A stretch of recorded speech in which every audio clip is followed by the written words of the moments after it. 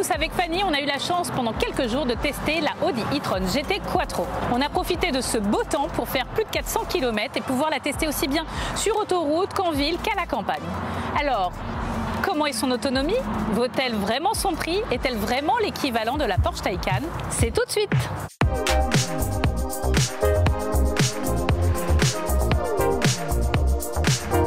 On est donc à bord de cette jolie Audi e-tron GT Quattro qui fait partie donc Audi du groupe Volkswagen, qui a aussi également Porsche, et c'est pour cela qu'on peut constater que cette e-tron GT est presque une copie conforme de la Taycan de chez Porsche. En termes de puissance, on est sur du 350 kWh. Exactement. Et ce qui équivaut à peu près sur un véhicule thermique à 476 chevaux. Qui est quand même pas mal. Voilà, elle en a sous le pied, et il faut plutôt avoir le pied léger d'ailleurs, puisque si on tient un peu à son permis de conduire et à la vie, il faut y aller en douceur parce que elle a une pédale d'accélération très réactive. On monte en puissance très rapidement et sans s'en rendre compte, on a l'impression de se traîner alors que pas du tout. C'est une belle voiture. En termes de confort, nous avec Fanny, alors une fois installée, on est très confortable, on est bien assise. Je sais pas après si toi en passagère, en termes de recul, si quelqu'un de très grand aurait pas les genoux dans le tableau de bord, comme c'est un véhicule quand même qui est très bas. Mais, mais l'entrée et la sortie de la voiture, c'est quelque chose. Voilà. Alors pour peu d'avoir des talons, on est mort. Mais des talons, une femme enceinte ou une tenue un petit peu courte, et ben c'est pas adapté. Mais les sièges sont vraiment confortables. Ouais. Moi je me sens bien dedans, il y a quand même pas mal de réglages aussi. Oui. Il y a le bas du siège qui s'étend sous nos jambes grâce à un petit bouton qu'on a sur le côté.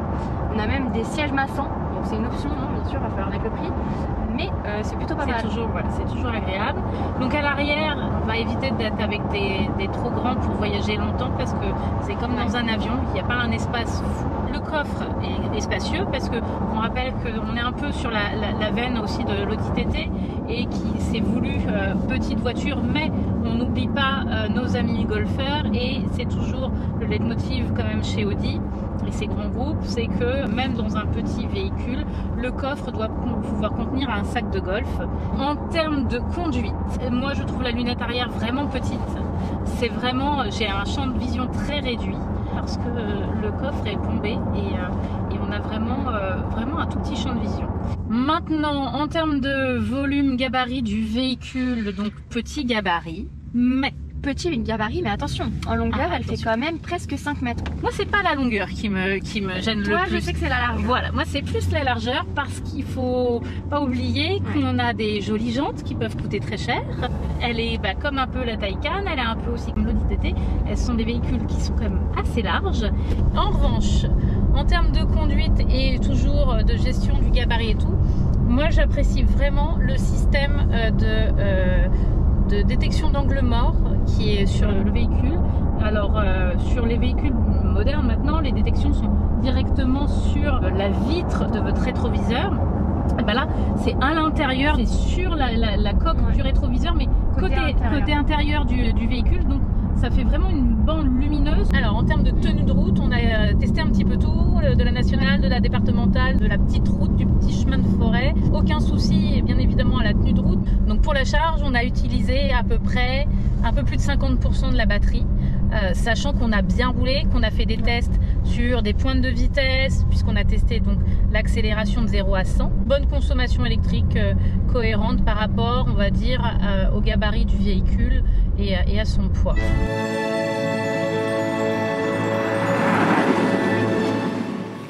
Allez, c'est parti.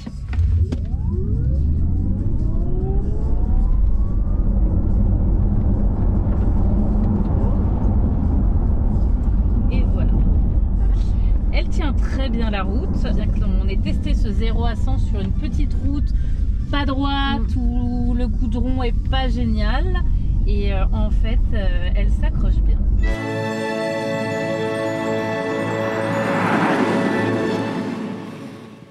Top!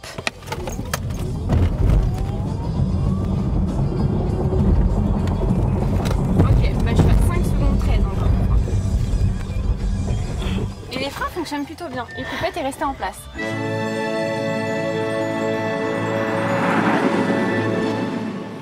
Attends, quoi? Qu'est-ce qu'elle dit? Ah! Au secours! Attends, dynamique. Ok. C'est ça le mode le plus fort, on est d'accord? Ouais. Top.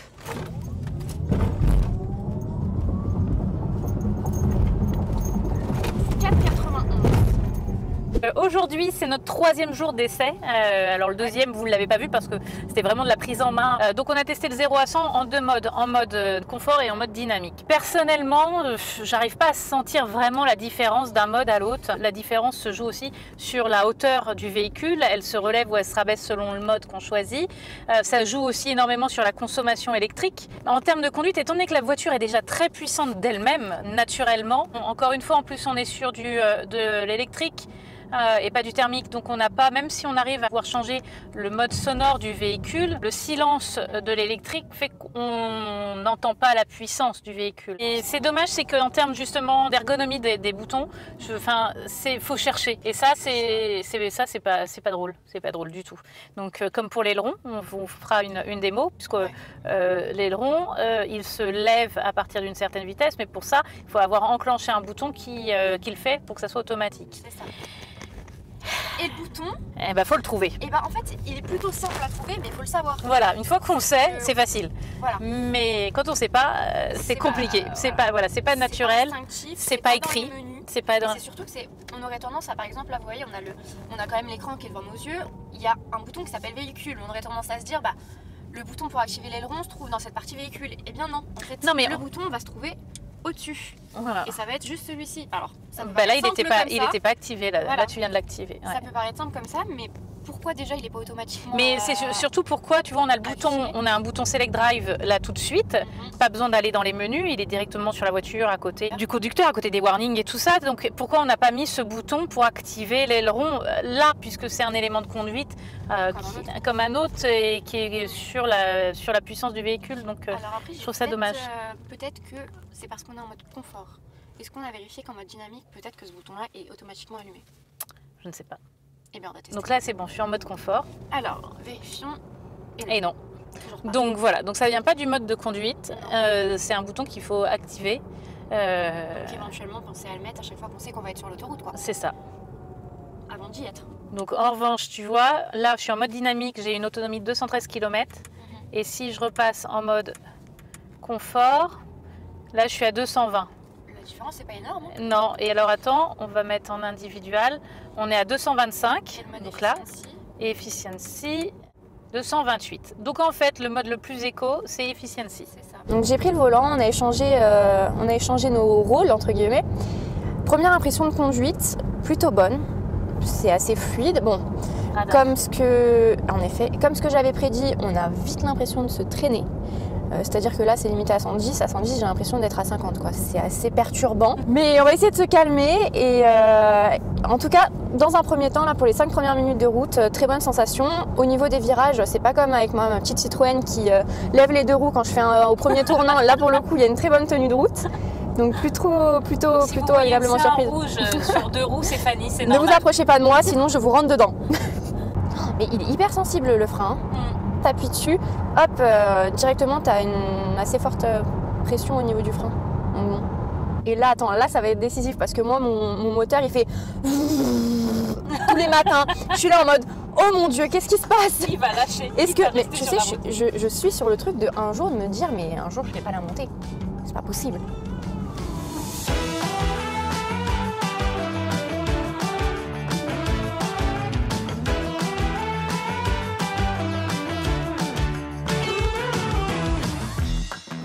Ce qu'on peut constater, c'est que là on va s'arrêter à 80% et qu'on est passé de 33% à 80% en 21 minutes. Voilà, voici le temps de charge alors qu'on sait que la voiture est en capacité de récupérer une charge de 0 à 80 en 23 minutes.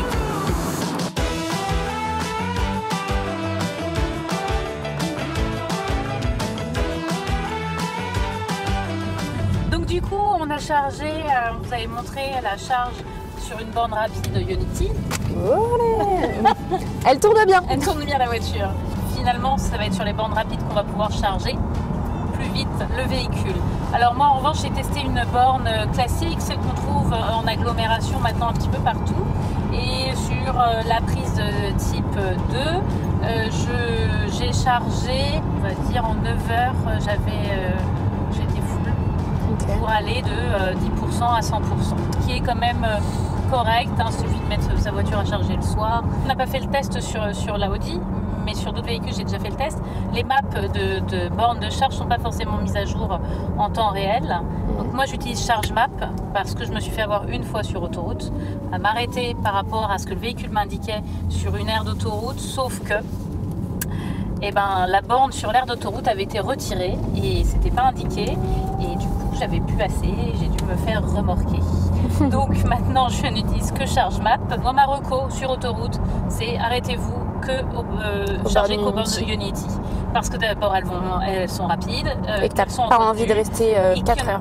Et voilà, et qu'il y a en général beaucoup sur une aire d'autoroute, plusieurs, au moins 4 prises Ionity. Donc la probabilité qu'il y ait 4 véhicules électriques en même temps actuellement est assez faible.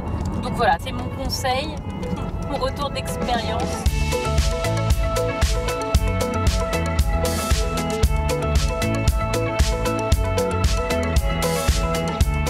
En conclusion, ce coupé Audi tout électrique nous a impressionnés par sa tenue de route. Elle est excellente dans tous les types d'environnements que nous avons pu tester. L'intérieur est à la hauteur des finitions Audi, c'est beau. Mais ça manque légèrement d'un look sport à mon goût. Le système de freinage électro-hydraulique intégré nous permet de retrouver jusqu'à 30% d'autonomie supplémentaire. Et étonnamment, lorsque nous pressons la pédale, nous ne sentons pas du tout le passage du freinage électronique au freinage hydraulique. Le modèle de test que nous a confié Audi est proposé aux alentours de 140 000 €. Mais la première config démarre à 101 500 €. Nous restons assez mitigés sur l'utilité d'une telle puissance pour un usage quotidien. Son gabarit particulièrement long et large, presque 5 mètres sur 2 mètres de largeur, fait d'elle une voiture peu maniable dans les parkings parisiens ou un environnement citadin, à moins qu'on veuille y laisser une jante ou même un peu de carrosserie. La Audi e-tron GT Quattro est très lourde, près de 2,3 tonnes, et le fait qu'elle soit basse, mais aussi équipée de 4 roues motrices très larges et de son aileron, fait d'elle une véritable ventouse au sol. Et on se sent particulièrement en sécurité, notamment lors des virages qu'elle effectue avec brio. Aurore et moi, qui n'étions pas fans de la marque aux 4 anneaux, avons été très agréablement surprises par son caractère et sa douceur de conduite. Et on a même pris un vrai plaisir à la conduire.